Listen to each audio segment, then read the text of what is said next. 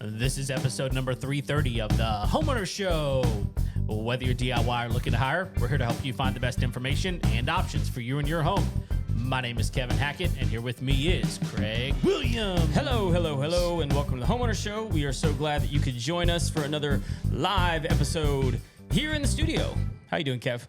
And I'm great, dude. There's so many great things going on in life. Life is the best.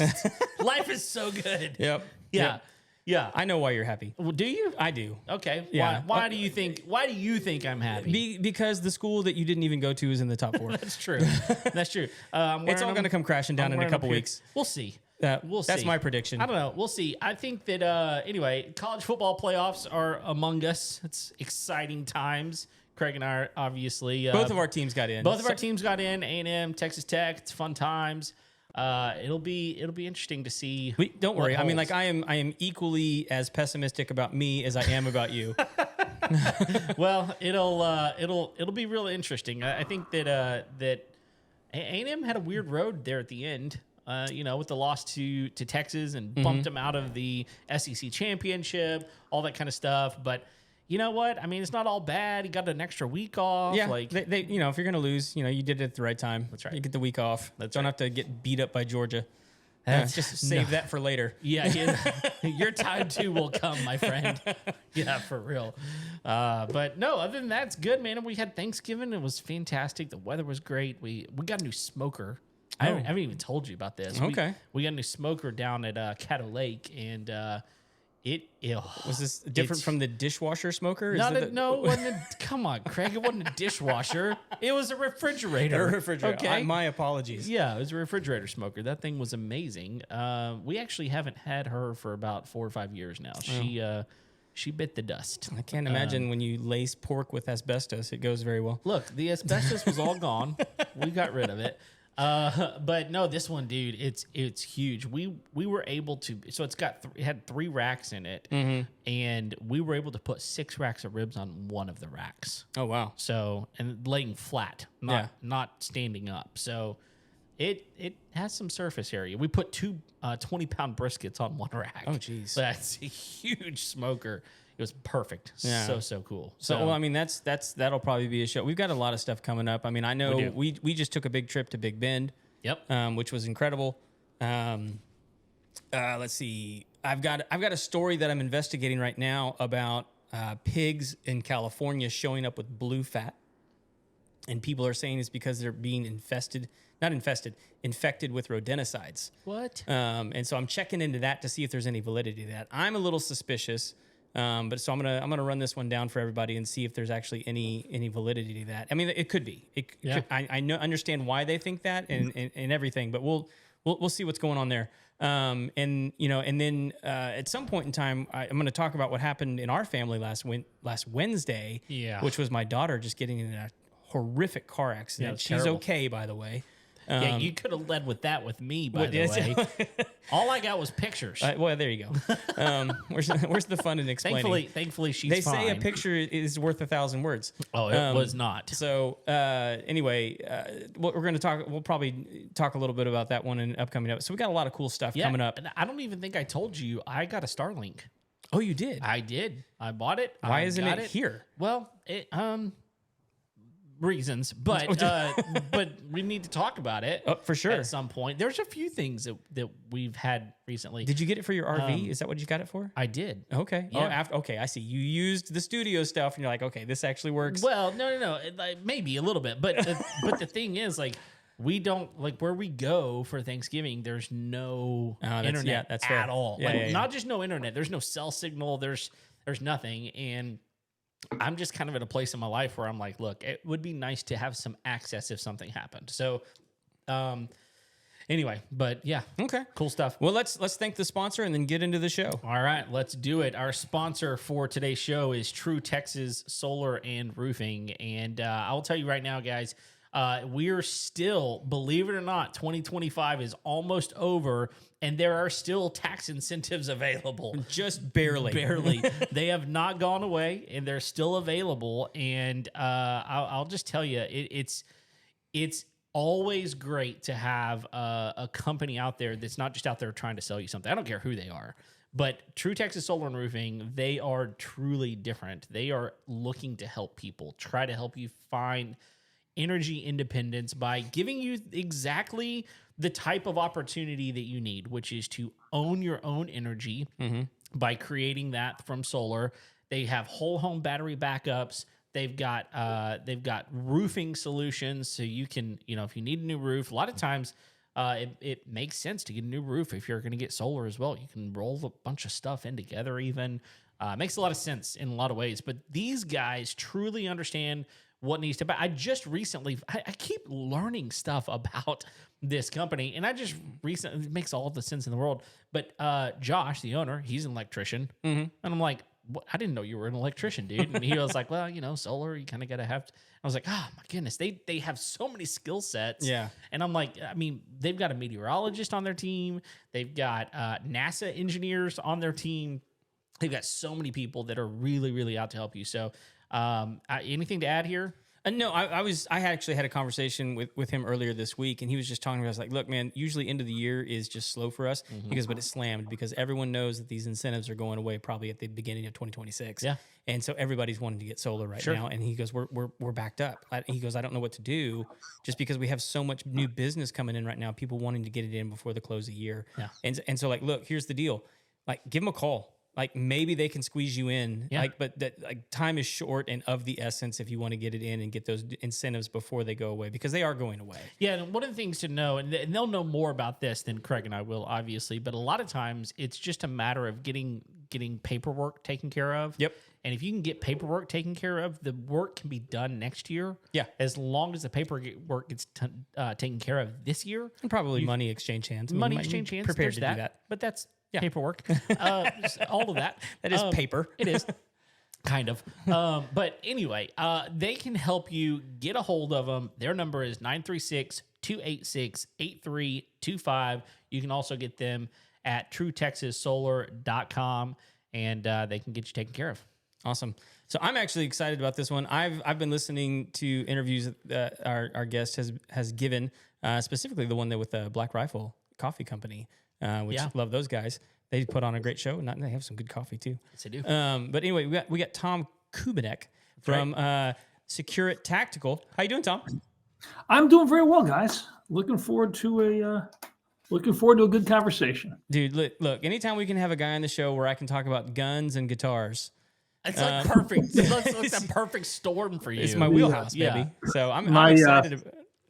I had an Instagram account. I don't have time for Instagram, but I had Guns, Cars, and Guitars. Oh, okay. Which was dealt with. I restore vintage cars. It's one of my hobbies. I keep my warehouse here in Syracuse we don't use it anymore. We've moved to much larger warehouses in the South, so it's 3/4 of it is an auto shop now. Oh, nice. So it's your playground. That's what you're saying. I call it therapy. It's cheaper than therapy, probably. I'll go out and work. Yeah, I was way cheap. I'll go out and spend an hour sometimes in the afternoon, just if I got to clear my head. Busy hands, clear mind. You just get focused on something, and it really just allows you to cut through everything. That's awesome. What is just. We have to tangent for just a minute because you said cars. What's either your favorite car that you own or that you have owned or that you've restored? What's kind of your favorite out there? My Sabres. I have two Elmquist Sabres, and you've probably never heard of them. I haven't. What are they?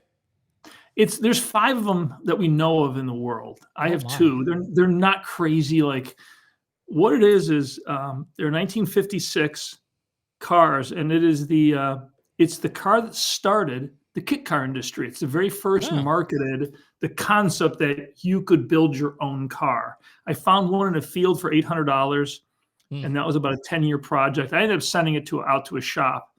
That car won an award at Amelia Island. Then the second one I obtained because of my first one. Somebody had a body. They said, dude, they basically gave it to me. And we built a 750cc. That's a little Suzuki GSX 750 motor. We built a Bonneville land speed car, and we broke the Class J record in August. Oh, wow. With that car. So that's recently. that is very recent. We congratulations. Yeah, that was the record was 111. By the end of the week, the record we set was 141. Oh we my actually gosh. went 172 on our fastest run. You have to do 2 runs to set a record. On the second run, which was Friday morning, the last day, our last run, we had to back up our 172, and spark plugs just melted down, and we did 113, but it averaged out to 141. Okay. So we're going back next year. We learned a lot, and the car with the right gearing, we're making so much power with this engine, it's ridiculous. And the car is so clean. We're going to target about 230 miles an hour next year. Oh my goodness. Ooh. That sounds so fast.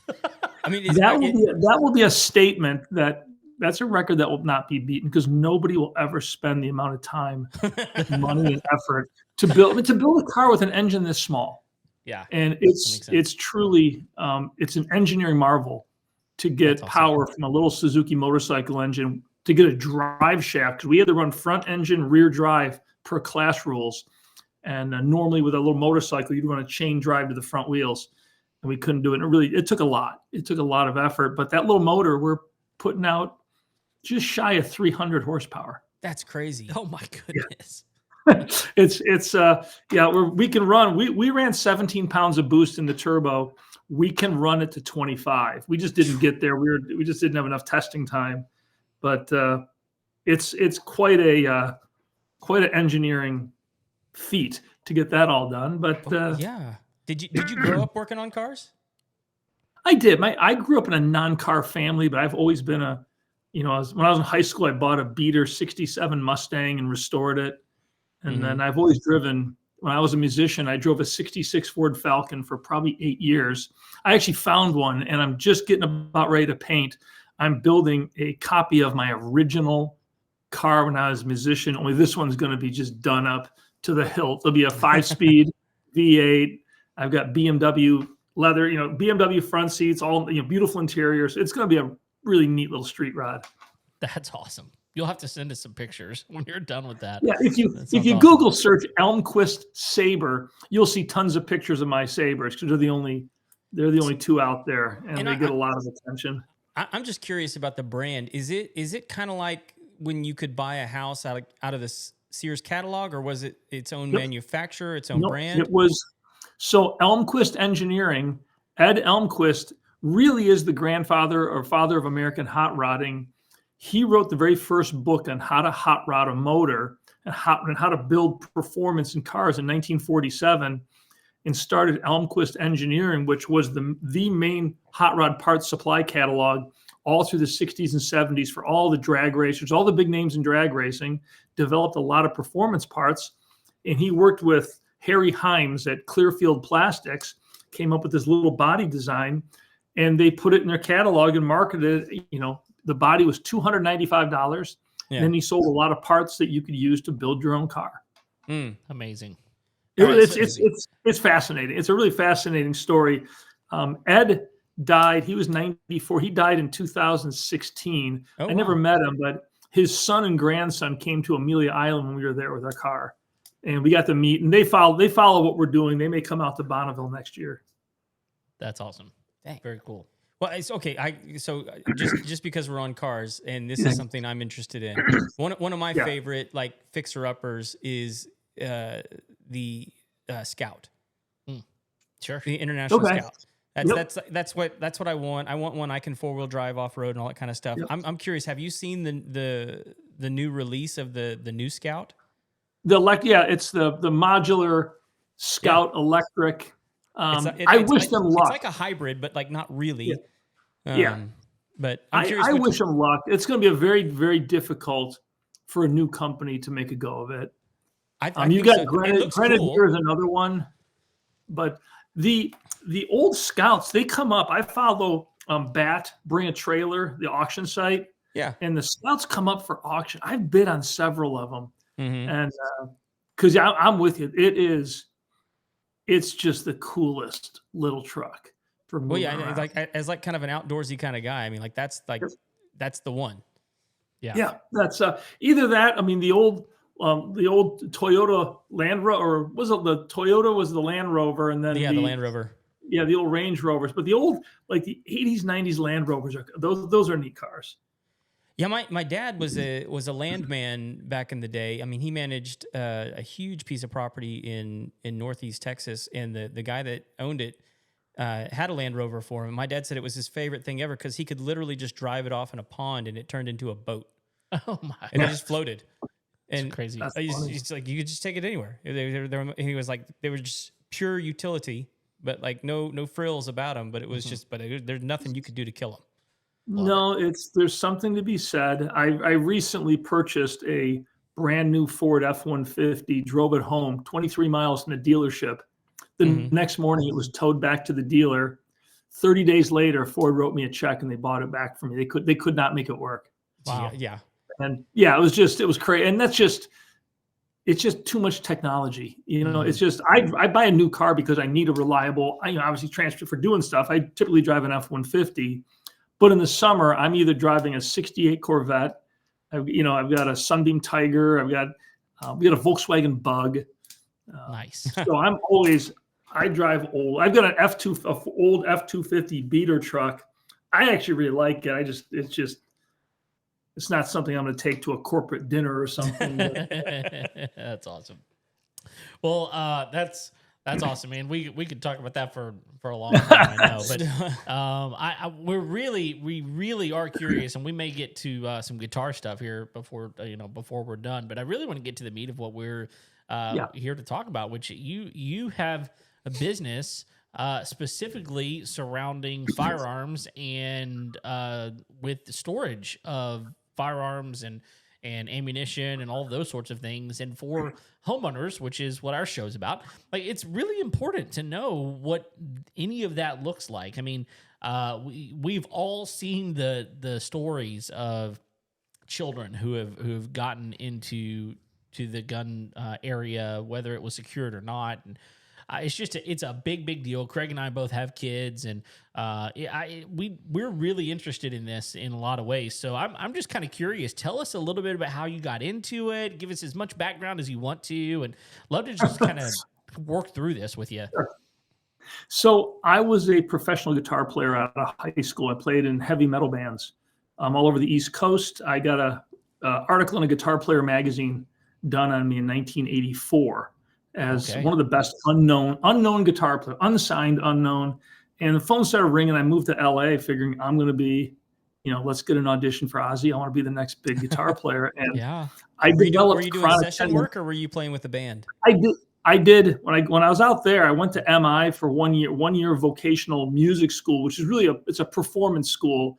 I just wanted to meet as many people as I could. I played with a ton of cool people, but I developed really bad tendonitis in my arms, and it basically crushed my ability to play. So my career was over before it ever really happened, and I had no other skills. So I got a job telemarketing typewriter and printer ribbons back in the day, and because they would hire anybody, and I worked at this job. Ended up, it was kind of a scammy company. So I quit and took a straight commission job at another company that was a good company, but it was straight commission. And I just said, I've got to either produce or die. I've got to figure this out. And instead of playing guitar 8 hours a day, I immersed myself in the world of sales, read everything, listened to a lot of tapes. And, a year and a half into that, I started becoming pretty good at it. And I quit that job and started a company in my apartment selling typewriter and printer ribbons. 4 years later, I had 18 sales reps. We had a nice little business running. I sold that to my partner, started Greenline Data, doing the same thing, got into the internet in the late 90s and started creating websites. TapeRack.com became very popular, and we became one of the largest sellers. Some of your younger listeners won't know this, but computer systems used to get backed up on little tape cassettes or reel-to-reel tapes, and they had these big metal racking systems for storing all the tapes. And we sold thousands of them. The HIPAA laws came out where all of a sudden you had to lock up personal data, like hospitals had to lock all their hard drives, all their laptops. So I created SecureLaptopStorage.com and PoweredLaptopStorage.com, about 16 different websites all focused on laptop storage. and we became a huge player in that market. In 2001, I got a phone call from a guy who simply said, "Hey, can you guys store an MP5?" And I'm like, "Sure." And I go, "What's an MP5?" I'm figuring it's a little or something. And he goes, "I'll tell you, well, it's a little submachine gun." I just started laughing. I go, "Who is this?" He was with the FBI. Wow. And we talked for a while, and I said, "I'm sure we could. Let me do a little research, and I'll give you a call in a week." So this is before Google, really. This was back in the Yahoo days. Research wasn't as easy to do, but I started searching around the web, looking at gun storage and weapon storage with the military, and I found a lot of references that the military was really struggling. They were transitioning from the M16 to the M4, which is a standard 39-inch battle rifle, the M16, going to really a modular weapon system, which is the M4. All the storage that they've been using for decades was no longer workable. Yeah. Right. And the companies that were supplying them with new systems they had an underlying problem that I identified as complexity. Everybody was making the same type of a weapon rack with a back panel and all these different adjustable brackets so that you get the right bracket for the right gun. You could build the armory, store all the guns. If all of a sudden you were getting different guns in, you simply change the brackets and store the new guns.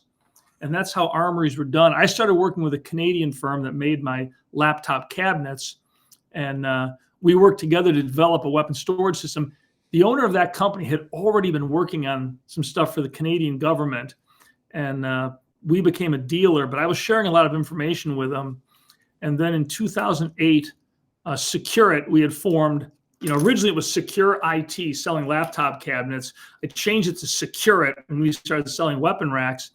And we had no idea what we were doing, but we just did it anyhow. And we were dealing with the military. Pardon? Figured it out along the way? Yeah, you stumble and fall, and you fail fast and learn. Yeah. We had to look like idiots to some of these guys in the military, and just because we didn't know the nomenclature, you didn't know that it's you're talking about these weapons going, it's an MK19 or Mark 19 or the different guns they use, but those guys are all cool and they help you along. But so we were selling this Canadian system, and there was two other manufacturers, and all the systems were basically the same, of this back panel weapon rack with all the brackets. The problem was the military could never buy new brackets, because buying anything in the military requires a whole lot of work and effort and signatures and all this stuff.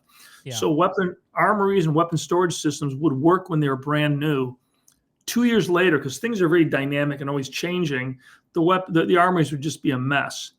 So in 2008, U.S. Army Special Forces Command at the time, is called USAFIC, put out a solicitation. They wanted to hire a company to survey all their armories and write a report as to why they're failing and make recommendations. Now, Secureit was a 3-person company at that point.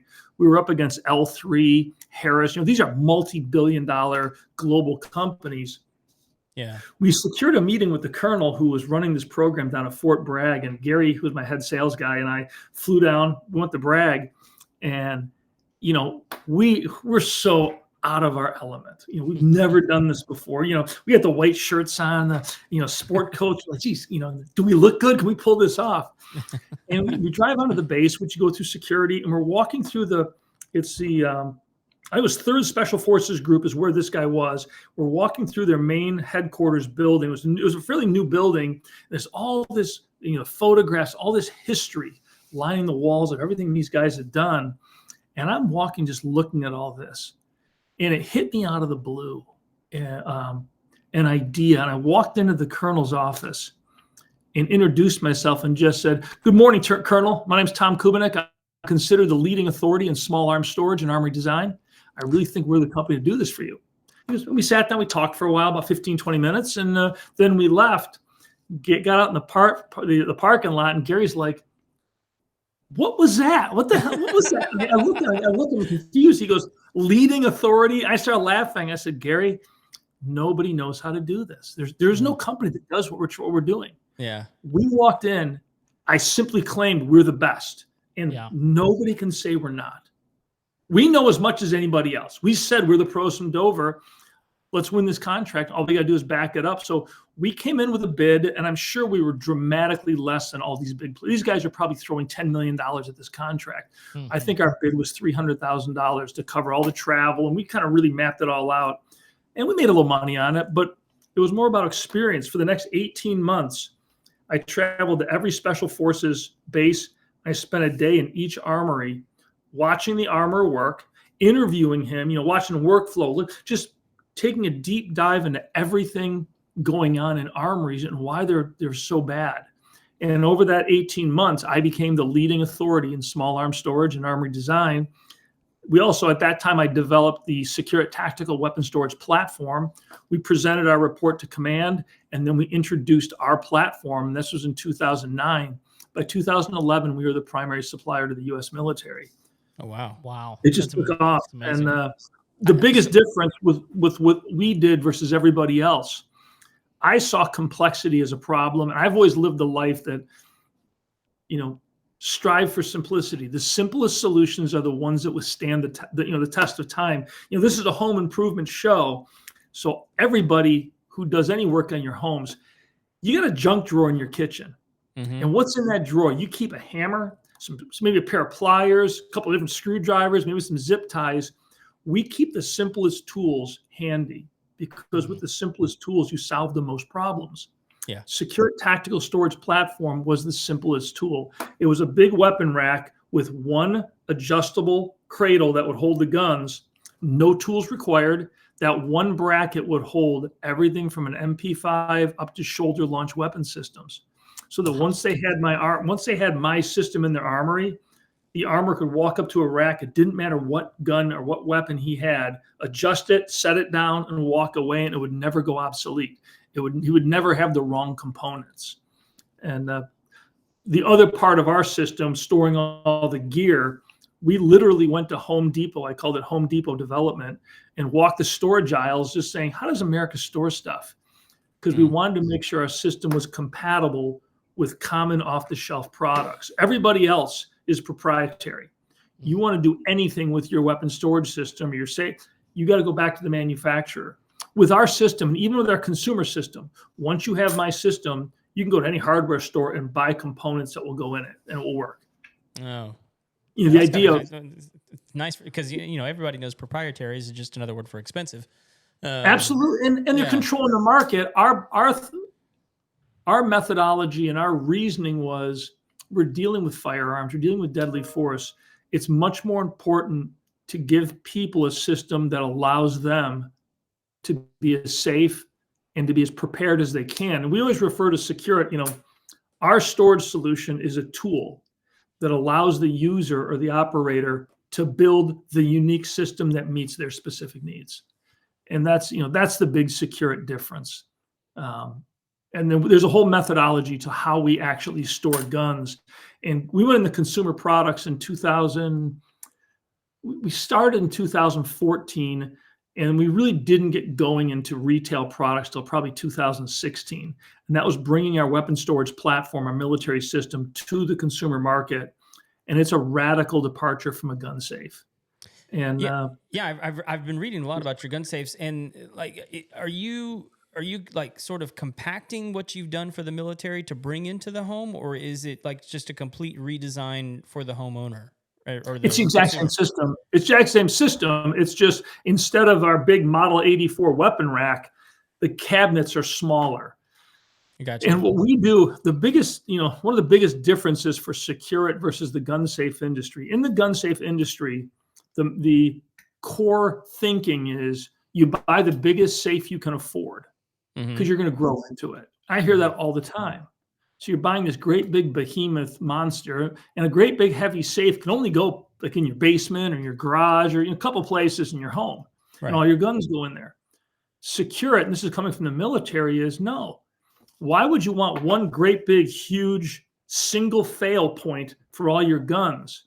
It's far, far, far better to have 3 or 4 small safes, which are then located far more strategically in your home. And with the military, we did the same thing of breaking up big armories. We use the term decentralized storage. And you look at a Marine Corps, if they've got a reaction force, which is this is the force if the base is attacked, a terrorist attack. These are the guys that respond. Where we're like, look, where are the Marines? Where do they stay? Okay, where are the perceived threat points? Okay, so the armory should be somewhere between that, so they can move towards where they need to go, arm themselves, and get there, as opposed to having them all go to a central place on the base somewhere to get their guns and then drive or get transported back to wherever the conflict is.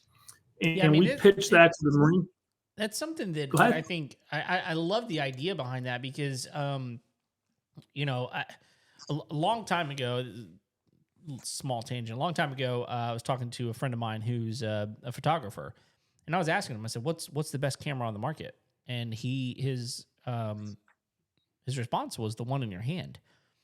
And it took me a minute to understand what he meant, but he's like, look, it doesn't matter. Like, the moment is going to pass you if you are looking for that perfect camera. But if you have one in your hand and you can snap a picture of the moment, now you have the moment. Otherwise, you miss it altogether. And I think that the adage rings true here as well. If you have a need for a firearm in an emergency, whatever that emergency is, trying to fumble through, try to get to where that one firearm is in your home, if you're on the other end of the home, well, you're sunk. The moment has passed, and you may be sunk for it. So I love the idea of the strategic opportunity to put them in different places. I guess my question is, and I've looked at your website. The link is in the show notes here. If you want to look below, you can find the link to your website. But tell us a little bit about what that looks like, so that, you know, the person who's just listening to the podcast might be able to kind of envision what this looks like. Okay. So we actually, I mean, our core system is our core system. And we're not changing it because it absolutely works.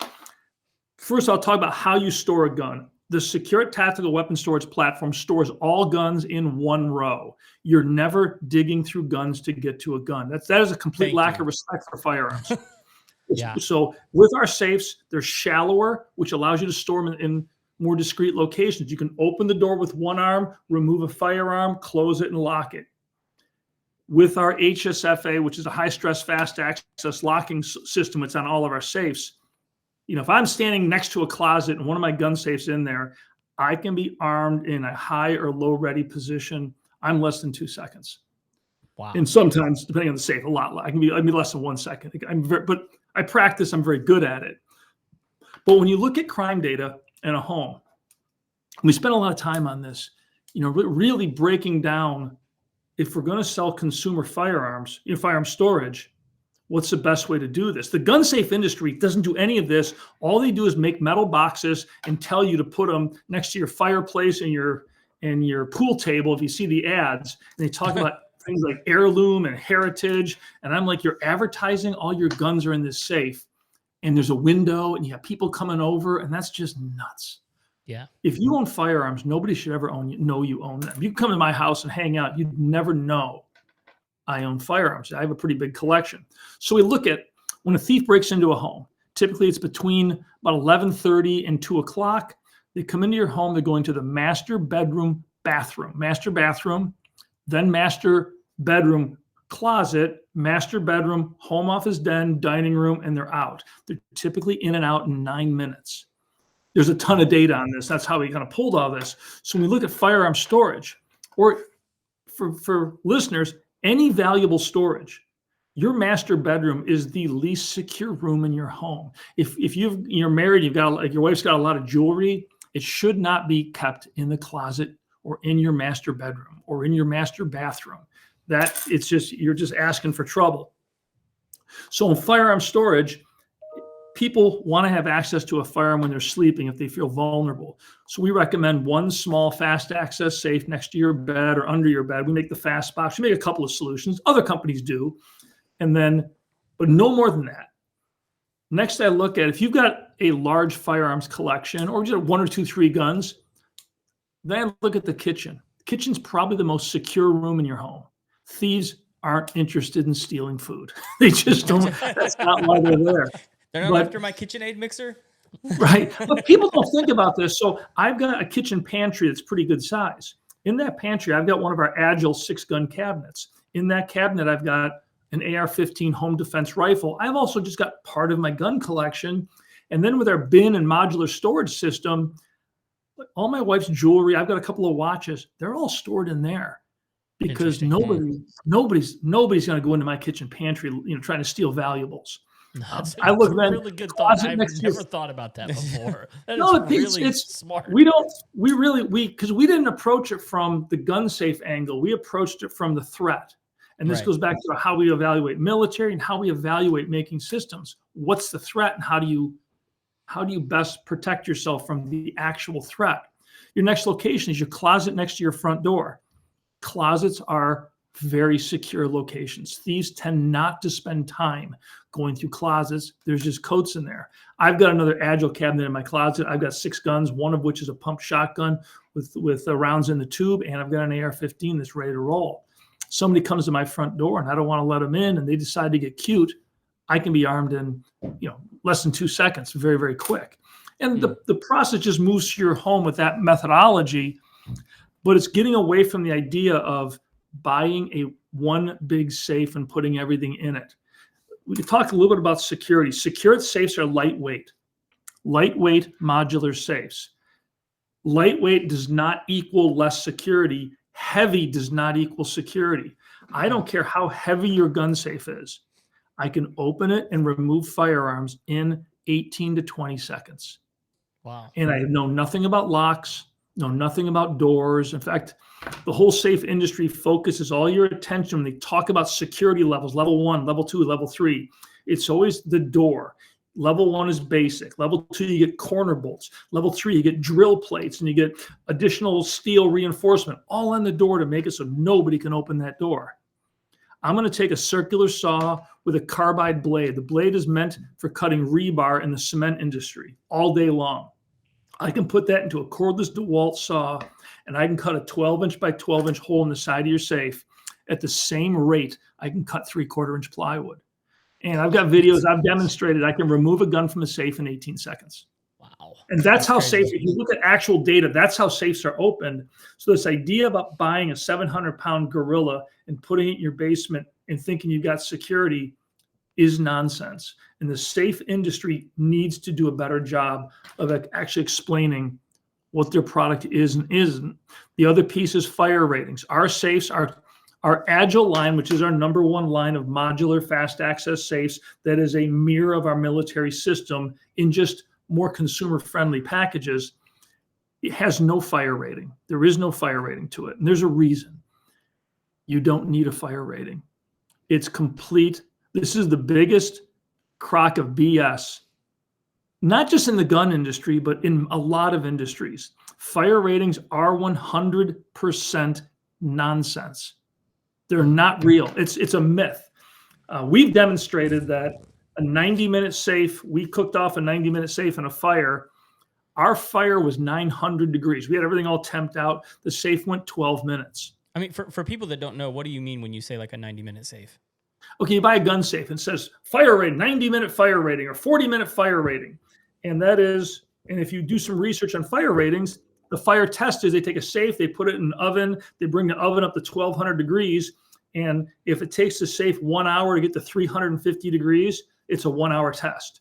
At 350 degrees, that's when things start going wrong with your guns. Okay. So that's what the test is. The problem is it's a static test. Fires are dynamic. A fire in your home, temperatures can run 2000 degrees. The air can be moving in excess of 60 miles an hour. So the best way to look at this is if you're making a pizza, a DiGiorno pizza at your house, you preheat your oven to 500 degrees or 450 or 500. Once it's preheated, you can open the door, you can put your hand in that oven. If you hold it very still, you can hold your hand in there for 2 or 3 minutes before it starts getting so hot that you have to pull it out before it burns. Mm-hmm. Now picture a small jet engine mounted on a bench that's running. The exhaust is coming out at the exact same 450 to 500 degrees, only it's going 60 miles an hour. You put your hand in that exhaust stream, in less than a second, you will lose all the muscle and skin on your hand. It'll rip your hand apart. That's the relationship between a convective heat flow versus static, non-moving heat flow in air. And when air is moving, it's an order of magnitude faster for heat transfer. So fire ratings are it's just complete nonsense. A 1 hour rated safe will go about 3 minutes. More importantly, though, they just don't. I mean, talk to any firefighter. Do guns survive hot fires? They do not. But also the other side that listeners really have to realize is, what are you trying to do with a fire rating? What are you trying to protect? Because if your house burns bad and you've got a gun safe, doesn't matter what those guns look like. You're never going to shoot those guns again because you 100%. Don't know how hot they got. Above 350 at 400, 380 degrees, 400 degrees, hardened steel starts to lose its hardening depending on how it cools. That's your trigger group and your bolt group. Above 680 degrees, annealing changes. That's your barrel. Now, in our fire test, it was a Liberty 90-minute safe. 12 minutes, we hit 400 degrees. We let the fire burn out. We put it out, and we wanted the safe to cool down so you could basically disassemble and dismantle this.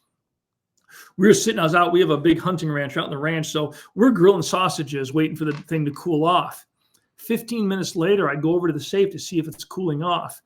And we had shut the fire off at 400 degrees. 15 minutes later, the inside of that safe was 720 degrees because the hot metal kept conducting heat into the safe. It was its own oven.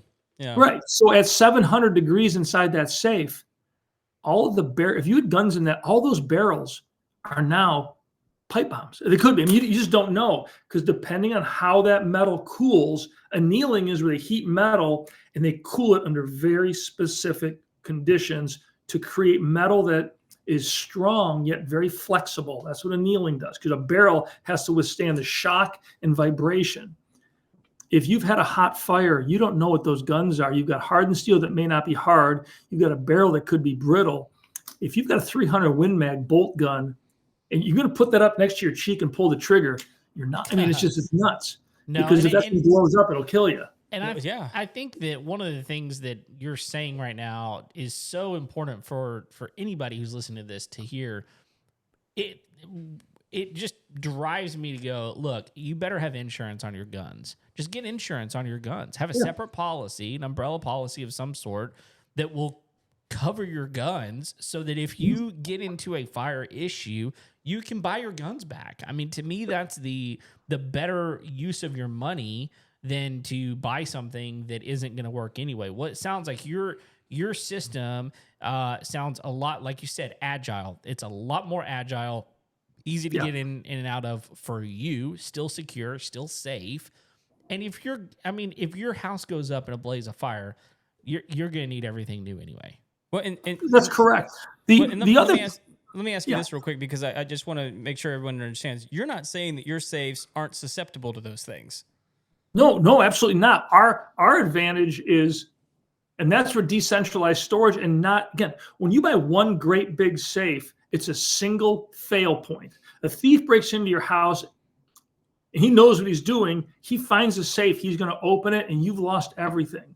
When you go with smaller modular safes, you've got a big collection and you decentralize, a thief may find one safe. A fire in a house burn, the rate of homes in America completely burning to the ground is almost unheard of. 91% of all insurance claims for fire is smoke damage. Fires that are contained within a stove or an oven. Open flame heat damage in a home is incredibly rare. And when it does occur, it's typically confined to one room of the house. Worst case scenario, you have one safe that gets cooked. But again, you're only losing a small part of your collection. When you decentralize, when you use multiple smaller security devices, you're eliminating that single point failure. You've now got your fail points are spread across your home. You've also got faster access wherever you are. There's so many advantages across the board to safety and security by taking on what we call military methodology to the consumer market because the needs are the same. And the process is when you compare consumer gun storage and military gun storage, the only real difference is the military, like SOCOM guys, they're doing it every day and civilians don't. That's the biggest difference. They're accessing and using and putting back firearms every day. I will tell everybody who's concerned about home safety and home defense, though, if you buy my safes or any safe, you're going to install these into wherever you're going to put them, put your guns in there.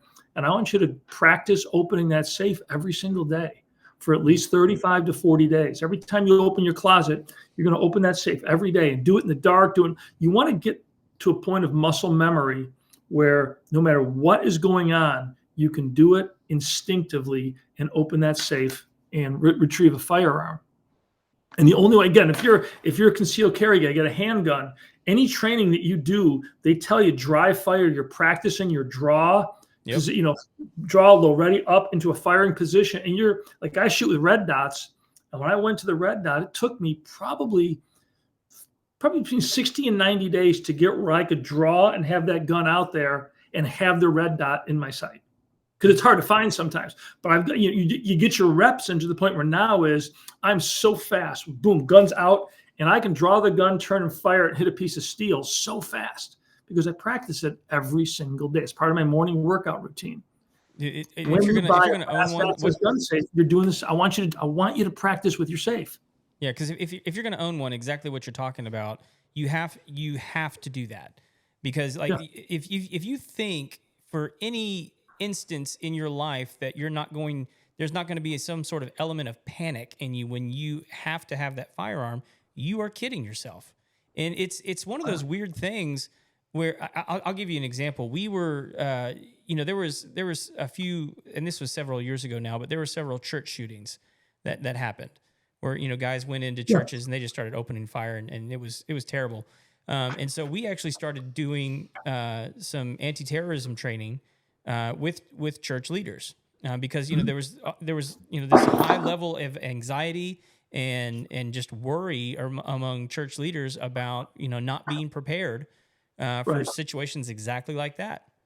And we were at one of these, and it was pretty simple. It was like we had a group of guys, and we had milk jugs full of Jell-O, so that people could fire into them to actually see what their ammunition was doing when it hit a target. And everyone was taking turns, because it's very different when you go to the range because you're not allowed to like holster your weapon and then draw it like that because that's not safe for anybody in there. But we had it out in an open field where you could actually, have it in the holster, remove it from the holster, and fire at the same time, which is just a rare opportunity for some people. And if you've never done it and you own a firearm and you carry it like that, you have to practice it like that. And absolutely, this woman came up to the line, and she was carrying a revolver in her hip, and she drew the revolver. And as she drew the revolver, it came out of her hand and flew up into the air. And as it flew up into the air, she began with both hands, trying to grab. Oh, jeez! Ow! That's. And everyone that knew what was happening at that moment in time dove for cover. Yeah.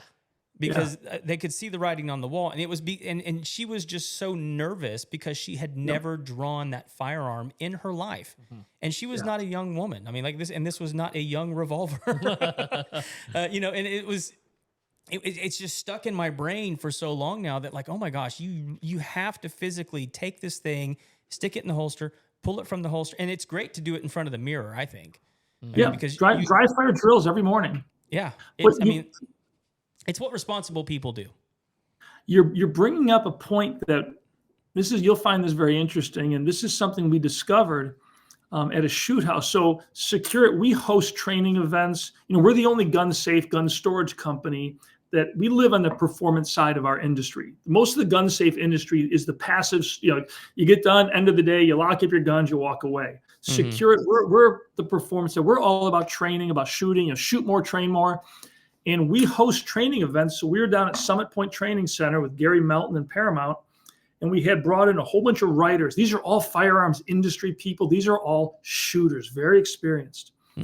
And we're doing a bunch of handgun stuff. And one of the scenarios we set up was a shoot house, force on force using simunition. You're wearing the protective gear. It's kind of like paintball, but you're really we're simulating home invasion and then a break-in into an office, like an office shooter type scenario.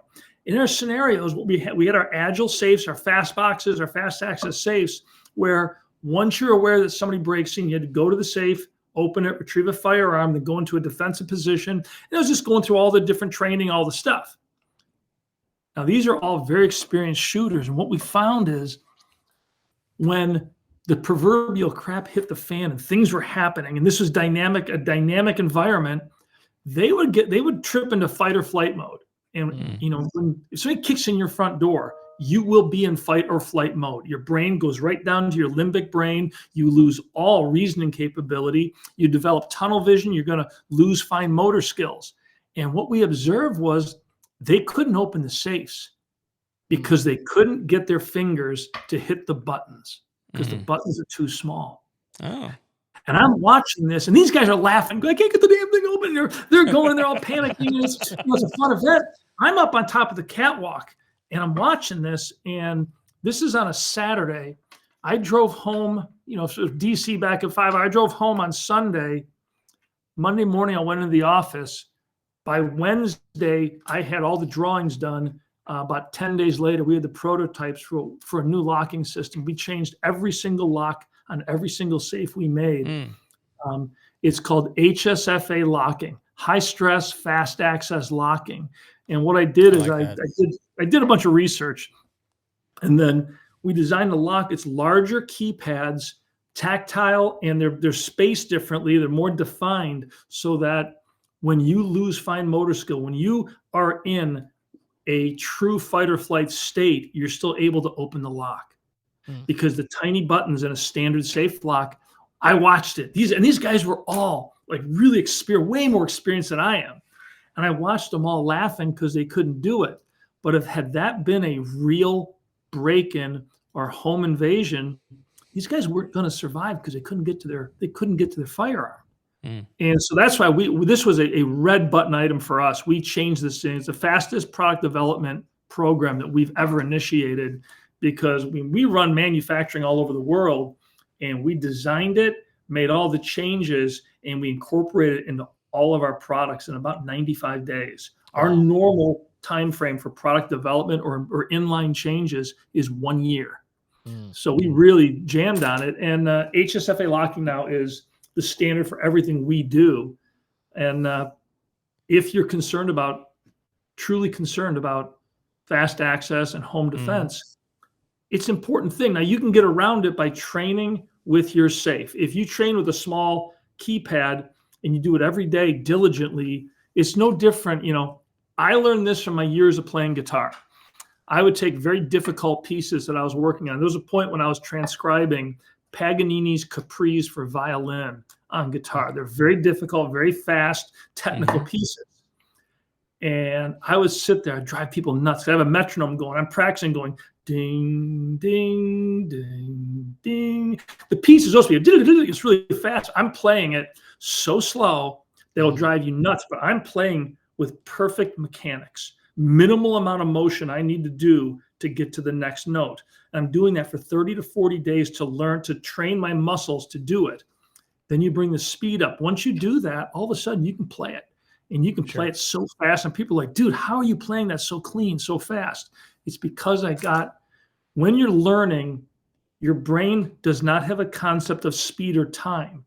If you're doing a dry fire drill where you're pulling from a holster and you want to get that red dot or get those sights up, do it so slow that you are perfect every time, because you're learning the perfect movement. And your brain doesn't know whether you're doing 10 of these in a minute or 2. As long as you get in your 6 or 7 reps 10 reps every single day, you're going to build those neural pathways and you will have that skill set. The guys who are amazing with handguns, they just have more reps in. That's it. It's really interesting that you said that. My brother-in-law is a police officer. We've had him on the show.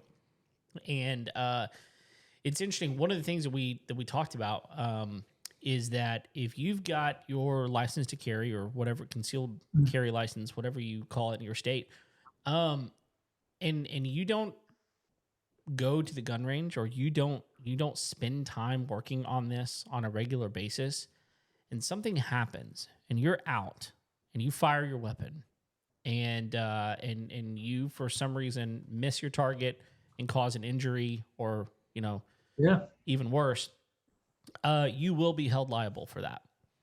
Yep.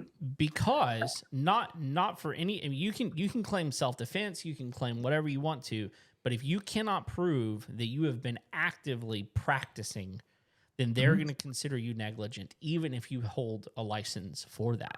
Yep. So, and I'm not a court of law. I'm not the one, that's saying that. I'm just saying that that's what we have been told, and this rings true as well. And one of the things I love about what you said is y'all are incorporating this in everything that you do, this high stress, fast action. Because the thing that I love about that is that most of the time, if you start going to different sizes, different locations of safes, let's say you even have one of those gorillas that you're talking about, a huge, massive safe in your basement, and then you've got some, handgun safe in your closet.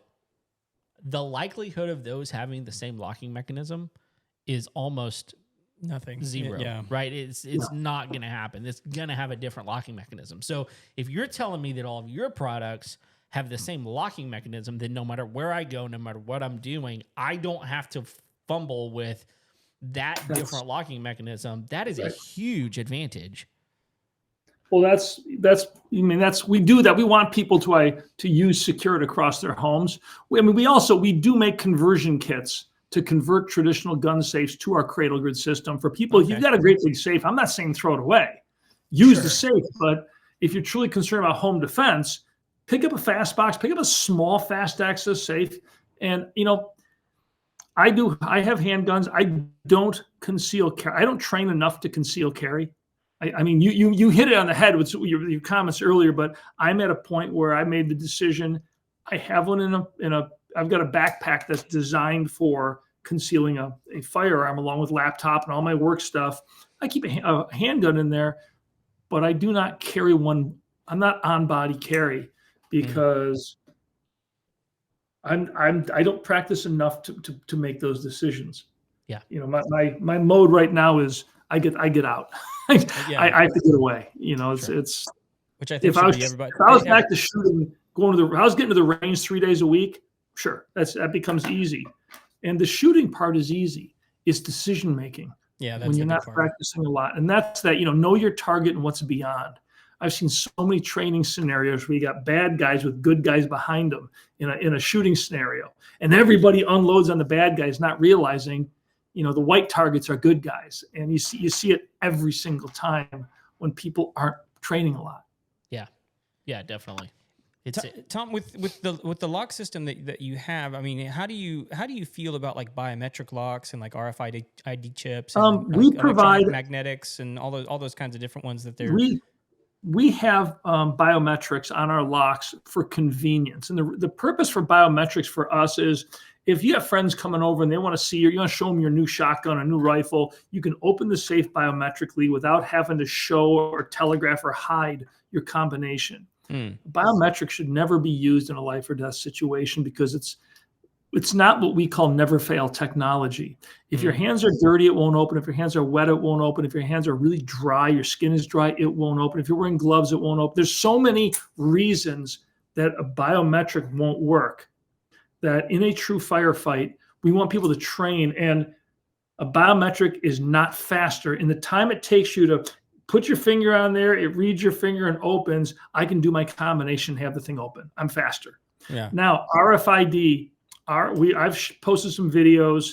RFID is absolutely putting you at risk. It's a dangerous technology. It has no place in the home. Okay. People don't know what they're getting. And what's happening, so you buy a biometric or buy a RFID lock, and Hornady came out with a bunch of these, and I posted some videos. Those are good. I love them. Hornady's a great company. I use their ammo all the time. They're really good people. For sure. But they're making a mistake. They don't know the space, and they're trying to make safe. So they make this so you buy the RFID lock. I bought a bunch of them to test them. You get the safe, and now you've got a couple of key fobs. You've got a little thing that goes in your wallet. You've got these little credit card pieces. You got these other little stickers. You got like 6 or 7 different things that open the safe. You've just introduced key controls into your home. So now you have a safe and you have 6 ways to open it. What do you do with these things? because anybody that finds one of these can open your safe. Now, you put the key fobs on your keys, and they hang, or if like I got a key rack next to my back door, my garages, all of our keys go up there. If you've got the little fob on your keys, if somebody breaks into your house, they see the keys, they see the little fob, it has the Hornady logo on it. If they know anything about guns, they're gonna say, oh, he's got a Hornady rapid safe. And I know, and I've got the key. And all you gotta do is walk around, find the darn thing, and open it up. Kids find these things, and it's, for a kid, this is magic technology. They want to play with it. Mm-hmm. So you've got all these things to open your safe that you got to deal with. The worst part is none of these pieces are faster than just doing the combination. Yeah. And it's pure gimmick, because in the time it takes you to get a fob, your keys out, even if your keys in your pocket, keys out of your pocket, the card out of your wallet, whatever the piece is, by the time you get it out and get it to the safe to open it, I've already done the combination. I already have the gun. I'm already in a high ready or a low ready position, and my eyes are up and I'm looking for threats. Yeah. So it's slow. It's a very slow way to open a safe. Yeah. You're adding all this complexity, and you're adding all these key controls. There's not a scenario that anybody can explain to me where this makes sense. And a lot of people get these locks who don't know security really well, and all those fobs and things end up just sitting in a dish somewhere in their closet in their bedroom. They end up sitting somewhere, and kids can get to them. Things can happen, and things can go bad really quickly. So I don't recommend, if you've got a safe with RFID fobs, destroy them all. Just use the safe that was meant to be used. Yeah. The other thing I don't like is I don't like safes that design where the keypad and the locking system is part of the company logo and look, where the buttons are cool shapes. And I see a lot of these, like they're trying to make them real high tech looking. Some of the more edgy, new techie gun safes. It's like, look, the purpose of the lock is to not let somebody in who doesn't know the combination. But if you do know the combination, is to get you into this thing in 0.3 of a second. It's really, really fast. Yeah. And having a funky, weird shaped lock, all you're adding complexity, you're adding difficulty, and they're doing this for vanity. And it's just again, they're not thinking. They're thinking, how cool can we market this? Not, does this actually save someone's life? And that's just, we take a different. Everything we do is based on our defined military methods and military protocols for weapon storage. We defined in 2010 how an armory is supposed to work, and the military went with our design, went with our methodology, and this is the way that guns are stored, issued, and there's a lot more to it that we don't need to get into. It's not germane to consumer use, but sure, a lot of time on this, and we know the space very well. Yeah, the only thing I would add, I mean, like just from my perspective, and like I'm not an expert by any stretch of the imagination, I totally agree with you on the RFIDs on the safes. The only time I've seen where they make sense to me is when it's not a safe. Do you know what I mean? When it's like a concealed piece of furniture.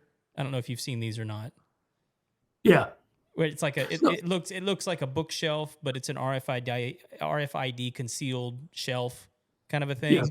That's the only time it's made sense in my brain.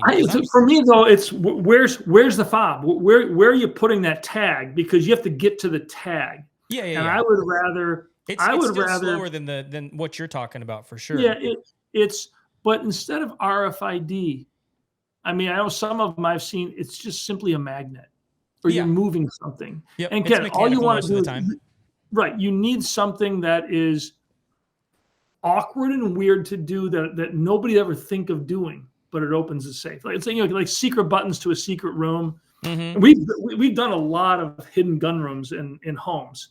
I was actually going to ask you about that, because it sounds like that would be like right up your alley. We do. It's we build about of our retail business, about 25% of our retail business, a little less than that, is gun rooms and gun walls. And we've built custom gun rooms for big NBA, NFL players, NASCAR, musicians. We've done a lot. We don't share a lot of information on it. In many cases, we've done some big gun rooms where we ship to a warehouse and we don't even know where the place is. Oh wow!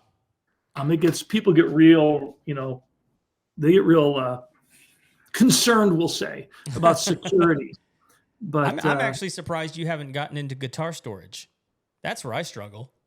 It's, I don't have them up. I've got a few guitars behind me, but our cradle grid system for guns, it's got a cleats on the top, or we have a barrel snap grip where the guns can snap into the rack. You can use bungees, and with 2 bungee cords, they hold guitars. I used to have guitars hanging on the wall behind me here, a whole bunch of them, and it does work. That's awesome. Hey, I do have a question about guitars real quick. We're probably going to have to wrap up here in the next 10 minutes or so, just FYI. But do you know a name? He's an artist called Leo Moracchioli. Are you familiar with him? I don't know if I know that name. Okay, so you need to look this guy up. So he's Norwegian, and Leo Moracchioli. It's spelled exactly like it sounds. If you get close enough with Google, that's going to find that one. Or if you just say it into your phone and it'll look it up. This guy, he does covers of other songs in heavy metal. So I mean, he's got Happy Birthday done in heavy metal, but he's got songs that are really popular. But he plays all the instruments, every instrument he plays. He sings all of the songs, and he records, mixes, and produces all of the songs himself. The guy is unbelievably talented, and it's heavy metal for a lot of people is an acquired taste, right? The way he does it, it's phenomenal because it's marketable and it's really well done. So I encourage you to just look him up. I think you'd have a blast with it. I will do it. Yeah, for sure. Well, and so I mean, I do want to, because I'm intrigued by the custom rooms. Are you able to use the same platforms that you're using for the military for like custom room storage and Absolutely, yeah. I mean, keep in mind the cradle grid system is one moving part, our upper cradle, and it's a patented system. It's one bracket that moves and holds, and you can hold a gun at like an M4 or AR-15 at the barrel, at the rail, at the mag wheel. There's different ways which positions the guns differently in the safe or on a wall to determine how much space and where is the space behind the gun. Because what our system also does then is you can drop in bins, trays, and different storage pieces to integrate all of your gear storage with your gun. So if you got an AR-15, if you build AR-15s, you've always got lots of extra parts or pieces. Yeah, all those parts store right behind the guns. I've got odd caliber guns. My cleaning kits for those odd are stored right with the gun. So the that system just allows the integration of guns and gear, but the guns themselves, the long guns, it's one moving part. So it's very, very simple. Yeah. Handguns, we just use a simple peg system, and we've got a couple other handgun holding systems. The peg system we like in the military because if there's a round in the chamber, the gun won't seat all the way.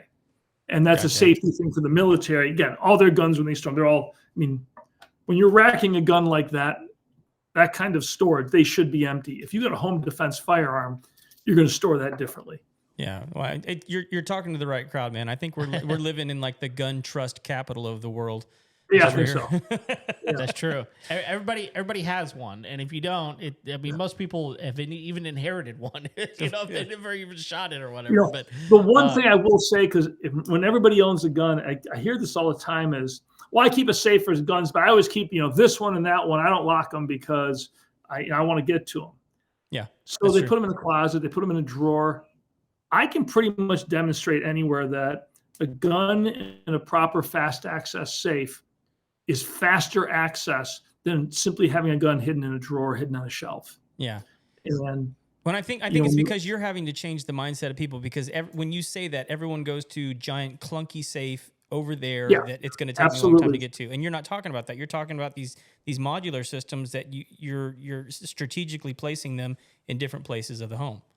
And the interior of the safe, you're setting up the interior of the safe. So your AR-15, when you open the door, you're going to open the door, pull it out with one arm. You're going to come up. It's one smooth motion to where you're now in a ready position with that firearm. So it's a traditional gun safe, the guns are just a mess in there. And correct me if I'm wrong. As I was looking on your website, some of yours are even like in a drawer format, correct? Yeah. We have a fast box underbed drawer unit. We've got, we just look at what are the best ways to get access to a gun. We have drawers. Our big stuff is vertical. We also do make a true safe. We call it the true safe, which is we made it to prove a point for fire ratings. It is a 8-gun cement filled, double-walled steel cement composite filled safe. Mm-hmm. We sell a chunk of these things. We did a fire test, like a traditional gun safe fire test. It went 2 hours and 20 minutes. Starting temperature for our test was like 94 degrees because the safe was sitting in a hot truck. Should have been 72. The safe probably would have gone 3.5 hours. Oh, wow. Actual fire, I'd give it probably a 20-minute rating. But all we do is when you buy that safe, we give you the spreadsheet and the chart showing this is what the data shows on this safe. But it's a beast. When you buy that safe, we have a crew install it. We do not deliver to your garage and you move it. You tell us where you want it put, and we put it there. It will never move. Yeah, it is it's a monster. It can't go up wood stairs. It's got to be ground floor. Yeah, it's probably 1,400 pounds. Oh my gosh! But it's a beast. But we made it to prove a point, saying, look, if you absolutely have to have a fire rating, this is what it takes to have a fire rating. Yeah. Simply lining a safe with drywall and carpeting is not fire rating. It's nonsense. Right. That's the worst part of that is the drywall, the carpeting, the adhesives they use are all banned from use in armories. They're banned from use in any museum. Why are they banned? That's corrosion. Why does the gun safe industry sell millions of dollars of anti-corrosion products? If you properly clean and oil a gun, it's not going to, even if you live in Mississippi, down by the Delta. My grandfather lived right up on the Great Lakes, very humid in the summertime. He had guns in a glass case. They never corroded. They don't rust. Yet in a gun safe, corrosion's a real problem. And they sell all these products to stop corrosion and rust. It's because drywall is very corrosive. The formaldehyde, which is in the adhesive, wildly corrosive. Man. And I've got articles published on ferro-oxidant bacteria, which is in drywall, pyrites in drywall. And these are all as these things all break down, they release sulfuric and sulfurous acids. And I tell anybody, if you go to a store that sells gun safes, have the guy open up the safe. If it's been closed for a few days, a new safe, put your nose in there. As it opens, you'll smell sulfur. That's sulfurous and sulfuric acids. Oh, man. I tell everybody, if you have a traditional gun safe, open the door and vent it every couple of months. That's all you got to do. It's just, you got to just circulate the air, because the pyrite is going to break down. That corrosion process in drywall lasts probably 300 years. It's not something that dissipates in a week. Sure. This is a slow process of bacteria eating pyrite in the drywall, releasing toxic products. So it's that's awesome. The whole industry. We're hoping we can get the whole industry to change. Well, it's really, you're on the right track. I think, man. There's a lot of things you've got going right. And one of my kind of parting questions here, Tom, is if people want to get a hold of you, how's the best way to get a hold of you? Just Google Secure-It, one word, SECUREIT, Secure-It. We're all over the web. You can Google my name. I've got a pretty big digital presence. And, one of the pieces for us that we pride ourselves on, we are considered having the best customer service and the best tech support in the industry. I've got a big staff, and my tech support has the authority to do whatever it takes to solve problems. And I tell people have questions, just call us. We answer the phone. We actually, it's not a AI, BS answer, press 2 for this kind of stuff. We're people who know gun safes and gun storage really well. And that's awesome. Well, I think there's going to be a lot of people that are going to be listening to this that are going to be interested in that. So I really appreciate the time, and we need to have you back on. There's more that we need to talk about. So if you're open to it, we would love to absolutely to have you back sometime. So absolutely, just send me an e-invite, and I am there. I love doing podcasts. Love having conversations. Awesome. Loved having you, man. Well, thank you so much. Thank you for all our listeners who are out there and the people watching online. If you've not already subscribed to our channel, please do so. You can find us anywhere on Facebook, YouTube, Instagram. I don't know where else. Everywhere. Yeah. The interwebs. And shoot us an email, info@homeownershow.com. Thank you for all you do. Talk to you later. See ya.